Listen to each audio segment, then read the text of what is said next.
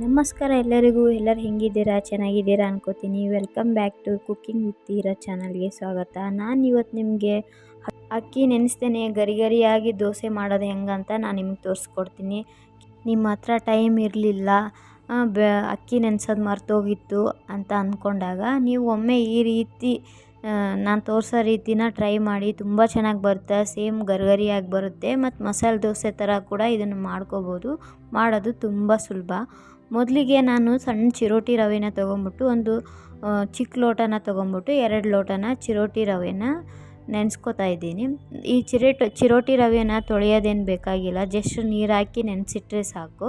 Next ಅದೇ ಲೋಟದಲ್ಲಿ ನಾನು ಮುಕ್ಕಾಲ್ಗಿಂತ ಕಡಿಮೆ ಸ್ವಲ್ಪ ಉದ್ದಿನಬೇಳೆನ ಅದನ್ನು ಕೂಡ ಚೆನ್ನಾಗಿ ತೊಳ್ಕೊಂಡು ನೆನೆಸಿಟ್ಕೋತಾ ಇದ್ದೀನಿ. ನೆಕ್ಸ್ಟ್ ಅದೇ ರೀತಿ ಸ್ವಲ್ಪ ಸಬ್ಬಕ್ಕಿನ ಕೂಡ ಸೇಮ್ ಒಂದು ಅರ್ಧ ಲೋಟದಷ್ಟು ಸಬ್ಬಕ್ಕಿನ ಅದನ್ನು ನೆನೆಸ್ಕೊತಾ ಇದ್ದೀನಿ. ಇದನ್ನು ತೊಳೆಯೋ ಅವಶ್ಯಕತೆ ಏನಿಲ್ಲ, ನೆನೆಸಿದರೆ ಸಾಕು. ಇದು ಕೇವಲ 3 ತಾಸು ನೆಂದರೆ ಸಾಕು. ನೀವು ಸಾಯಂಕಾಲಕ್ಕೆ ದೋಸೆ ಮಾಡ್ಕೋಬೋದು. ಇಲ್ಲ ನೀವು ಮರ್ತೋಗಿದ್ರಿ ಅಂದರೆ ಸಾಯಂಕಾಲ 3 ತಾಸು ನೆನೆಯಿಟ್ಟು ಮಿಕ್ಸಿ ಮಾಡಿಬಿಟ್ಟು ಬೆಳಗ್ಗೆನೂ ಕೂಡ ನೀವು ದೋಸೆ ಮಾಡ್ಕೋಬೋದು. ನಾನು ನೆನೆಸಿ 3 ಅವರ್ಸ್ ಆಯಿತು. ಈಗ ಎಲ್ಲನೂ ನೀರು ಬಗ್ಗಿಸ್ಕೊಂಡು ಇಟ್ಕೊಂಡಿದ್ದೀನಿ. ಇದು ಕೂಡ ರವೆನೂ ಕೂಡ ನೀರು ಎಲ್ಲ ನೀಟಾಗಿ ಬಗ್ಗಿಸ್ಕೋಬೇಕು. ಓನ್ಲಿ ರವೆ ಮಾತ್ರ ಸಾಫ್ಟಾಗಿ ನೆಂದಿರುತ್ತೆ. ಅದನ್ನು ಪಾತ್ರೆಗೆ ಹಾಕೋತಾ ಇದ್ದೀನಿ. ನೋಡ್ಬೋದು ಎಷ್ಟು ಚೆನ್ನಾಗಿ ರವೆ ನೆಂದಿದೆ. ಮತ್ತು ಉದ್ದಿನಬೇಳೆ ಏನು ನೆನೆಸಿ ನೀರು ತೆಗೆದಿಟ್ಕೊಂಡಿದ್ನಲ್ಲ ಆ ಉದ್ದಿನಬೇಳೆನ ಮಿಕ್ಸಿಗೆ ಹಾಕೋತಾ ಇದ್ದೀನಿ. ಮತ್ತು ಇದು ಸಬ್ಬಕ್ಕಿ ಕೂಡ 2 ಸೇರಿ ಮಿಕ್ಸಿ ಮಾಡ್ಕೋಬೇಕು. ನೋಡ್ಬೋದು ನೀವು 2 ಮಿಕ್ಸಿ ಜಾರಿಗೆ ಹಾಕಿಟ್ಕೊಂಡಿದ್ದೀನಿ. ಹಾಗೆ ಸ್ವಲ್ಪ ರುಬ್ಬಕ್ಕೆ ನೀರು ಸೇರಿಸ್ಕೋತಾ ಇದ್ದೀನಿ. ನಿಮಗೆ ಗೊತ್ತಿರುತ್ತೆ ದೋಸೆ ಹಿಟ್ಟು ಅದಕ್ಕೆ ಯಾವ ಥರ ರುಬ್ಕೋಬೇಕು ಅಂತ. ನೋಡ್ಬೋದು ಎಲ್ಲ ಮಿಕ್ಸಿ ಮಾಡಾಗಿದೆ, ರೆಡಿಯಾಗಿದೆ.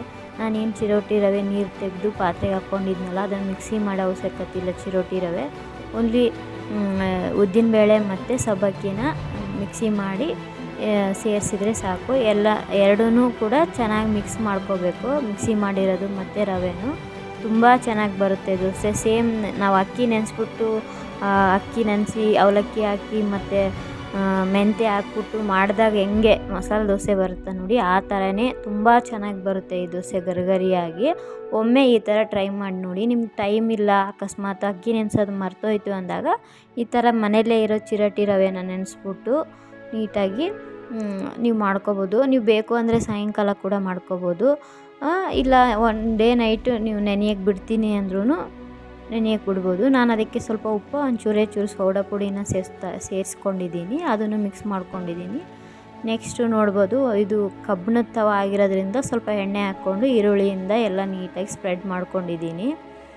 ಇಲ್ಲ ನಿಮ್ಮದು ನಾನ್ ಸ್ಟಿಕ್ ತವ ಅಂದರೆ ಹಂಗೆ ಯೂಸ್ ಮಾಡ್ಬೋದು. ಇದು ಕಬ್ಬಿಣದಾಗಿರೋದ್ರಿಂದ ಎಣ್ಣೆ ಹಾಕಿ ಸ್ವಲ್ಪ ನೀಟಾಗಿ ಸ್ಪ್ರೆಡ್ ಮಾಡಿಕೊಂಡ್ರೆ ದೋಸೆ ತುಂಬ ಚೆನ್ನಾಗಿ ಬರುತ್ತೆ. ನೋಡ್ಬೋದು ಎಷ್ಟು ಚೆನ್ನಾಗಿ ಬಂದಿದೆ ದೋಸೆ ಅಂತ.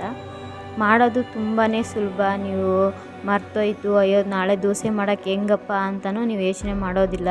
ಬೇಕಾದರೆ ಇದೇ ಹಿಟ್ಟಿಂದ ನೀವು ಇಡ್ಲಿ ಕೂಡ ಮಾಡ್ಕೋಬೋದು. ನೋಡ್ಬೋದು ನೀವು ಎಷ್ಟು ಚೆನ್ನಾಗಿ ನೀವು ಹೆಂಗೆ ಎಲ್ಲನೂ ಹಾಕ್ಬಿಟ್ಟು ಅಕ್ಕಿ ಮೆಂತ್ಯ ಅವಲಕ್ಕಿ ಹಾಕಿದಾಗ ಯಾವ ಥರ ಮಸಾಲೆ ದೋಸೆ ಥರ ಬರುತ್ತೆ, ಸೇಮ್ ಅದೇ ಪ್ಯಾಟರ್ನಲ್ಲೇ ಬರುತ್ತೆ.